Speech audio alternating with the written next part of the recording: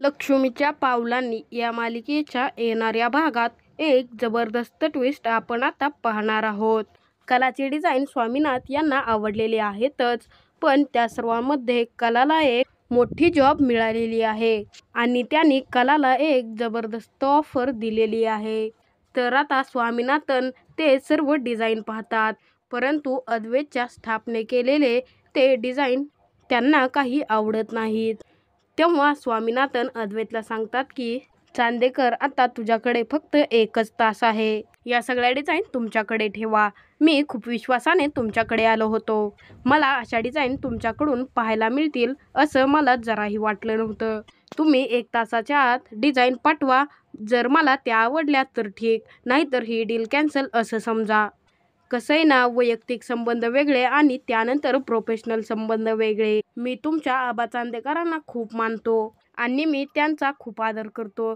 जर मी आबा चांदेकर यांना मानत असलो तर मला या डिझाईन्स आवडल्या नाहीत तरीसुद्धा मी ही डील कॅन्सल करायला मागे पुढे बघणार नाही.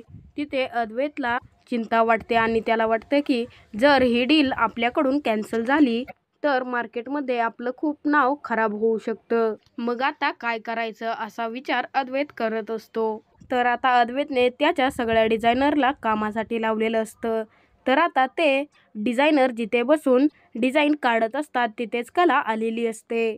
कारण आबांनी कलाला चांदेकरांच्या ऑफिसमध्ये पाठवलेलं असतं. जर अद्वैतला काही मदत हवी असेल तर ती मदत करण्यासाठी. तर तिथे कलाला समजतं की अजून कोणतीही डिझाईन स्वामीनाथन यांना आवडलेली नाही.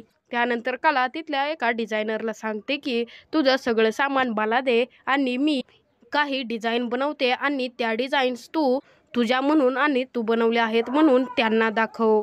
तेव्हा डिझायनर म्हणते, पण मॅडम कसं? कला म्हणते, ते सर्व मी तुला परत सांगेन, पण आता तू मी बनवलेल्या डिझाईन तू आत नेऊन तू बनवल्या आहेत असं सांगायचं. मला लवकरात लवकर सामान दे. मग कला लगेचच फटाफट काही डिझाईन्स बनवते आणि त्या डिझायनरकडे देते. त्यानंतर ती त्या डिझायनरला म्हणते की हे घे डिझाईन आणि तू या डिझाईन तुझ्या आहेत असं म्हणून त्यांना दाखवायच्या. त्यानंतर ती डिझायनर त्या डिझाईन्स अद्वैतकडे नेऊन देते, परंतु अद्वैतला आणखीनही माहीत नसतं की त्या डिझाईन्स कलाने काढल्या आहेत. आणि लगेचच अद्वैत त्या डिझाईन त्या स्वामीनाथनना दाखवतो. मग तिथे आता स्वामीनाथन खूप खुश होतात आणि ते म्हणतात की काय तुम्ही या डिझाईन दाखवण्यासाठी इतका वेळ का लावलात? या तुम्ही आधी का दाखवल्या नाहीत? मला या डिझाईन खूप आवडल्या आहेत. मला आता आपलं डील मान्य आहे. मला जर यासारख्याच डिझाईन मिळत असतील तर मी तुमच्यासोबत कॉन्ट्रॅक्ट कायमचं फिक्स करून टाकीन. म्हणजे हे आपलं 5 वर्षाचं कॉन्ट्रॅक्ट होईल. जर तुमची ही डिझायनर काम करणार असेल तर. तेव्हा अद्वैत, ती तर आमची पर्सनल डिझायनर आहे. ती आता आमच्याकडेच राहणार आहे, म्हणजे आमच्या इथेच काम करणार आहे. मग तुम्हाला त्या डिझाईन नक्कीच भेटतील आणि ताबडतोब भेटतील. आणि तुम्ही कधीही ऑर्डर केली तर लगेचच त्या ऑर्डर तुम्हाला पूर्ण करून भेटतील, म्हणजे तशा डिझाईन बनवून भेटतील. तेव्हा स्वामीनाथन म्हणतात, मला आता त्या डिझायनरला भेटल्यावरती खूप भारी वाटेल. कला हे ऐकत असते, त्यामुळे कला लगेचच बाहेर जाते आणि त्या डिझायनरला म्हणते की तू आता काहीही बोलू नकोस आणि गुपचूप आतमध्ये जा. तर इकडे नैना विचार करत असते की आता आबांनी कलाला ऑफिसमध्ये पाठवलं आहे आणि ही जर ऑफिसमध्ये सतत गेली तर ऑफिसमध्ये हिची चलती होईल आणि आता आपण पण ऑफिसला जायला पाहिजे असं म्हणून नैना ऑफिसला जाण्यासाठी निघते. आणि स्वामीनाथनच्या पुढे मागे करून आपण काहीतरी कॉन्ट्रॅक्ट मिळवू असा ती विचार करते. त्यावेळी आबा तिला थांबवतात आणि तिला म्हणतात की थांब, तू कुठे चाललीस असं म्हणून आबा नैनाला ओरडतात. तेव्हा नैना म्हणते, आबा मी कुठे जाणार आहे, मी आत्ता जरा ऑफिसला जाऊन येते. तेव्हा आबा म्हणतात, तू इथून कुठेही जायचं नाही. ऑफिसमध्ये तुझं काहीही काम नाहीये आणि जिचं काम आहे मी तिला पाठवलेलं आहे आणि त्यामुळे तुझी तिथे जाण्याची काही गरज नाहीये. तर आता आबांनी नैनाला ऑफिसमध्ये जाऊ नको असं ठामपणे सांगितलेलं असतं. त्यामुळे नैनाला काही करता येत नसतं.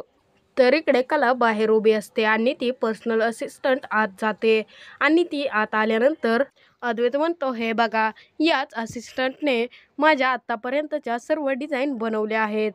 त्यामुळे आता तुम्ही 5 वर्षाची डील करणार आहात आणि मग आता मी या असिस्टंटला 5 वर्षासाठी तुमच्या डील रेडी करण्यासाठी ठेवणार आहे. अद्वैत म्हणतो, हे तुझे किती कौतुक करत आहेत, मग तू या डिझाईन आधी का बनवल्या नाहीत? असं म्हणून अद्वैत तिला प्रश्न विचारत असतो. तेव्हा ती खूप गडबडते, कारण या डिझाईन तिने बनवलेल्याच नसतात आणि ती तिथे तत करायला लागते. तेव्हा स्वामीनाथन म्हणतात की काय आहे, तुम्ही असं का करताय? या सर्व डिझाईन तुम्हीच बनवल्या आहेत ना? मग आता या डिझाईनचं इन्स्पिरेशन काय? आणि या डिझाईन मार्केटमध्ये नॉर्मल नाही आहेत, या बेसिक आहेत, परंतु बेसिकमध्ये ॲडव्हान्स ॲड करून या सर्वसामान्यांना आवडणार अशा केलेल्या आहेत. आणि हे तुम्हाला बनवणं कसं कळलं?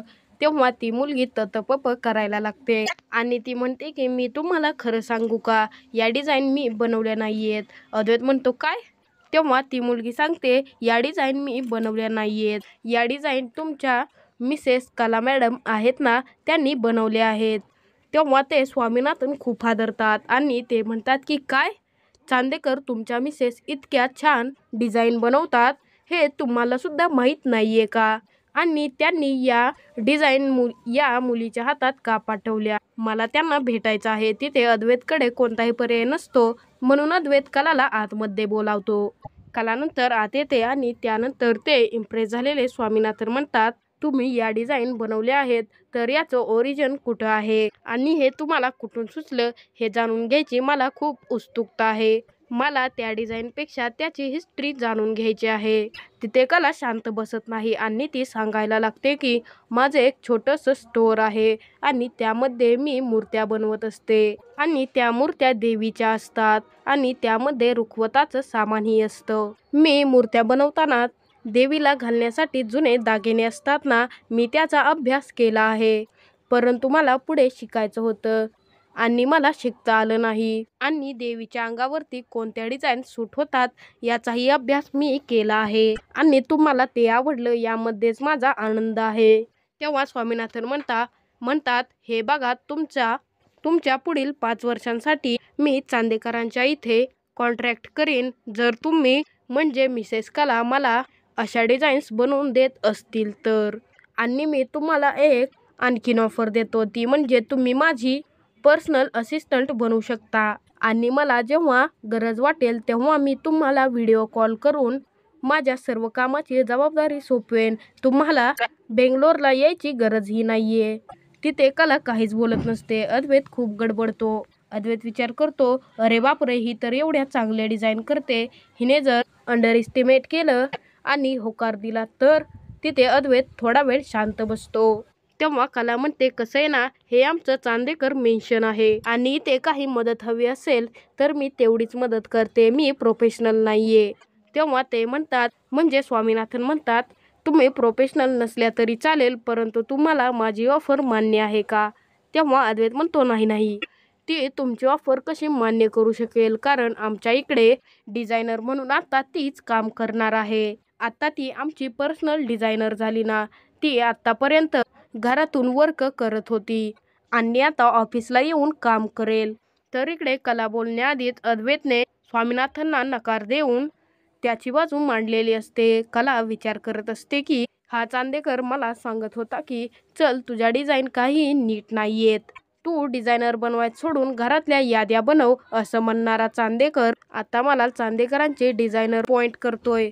कला म्हणते, खरं का चांदेकर? अद्वैत म्हणतो, हो.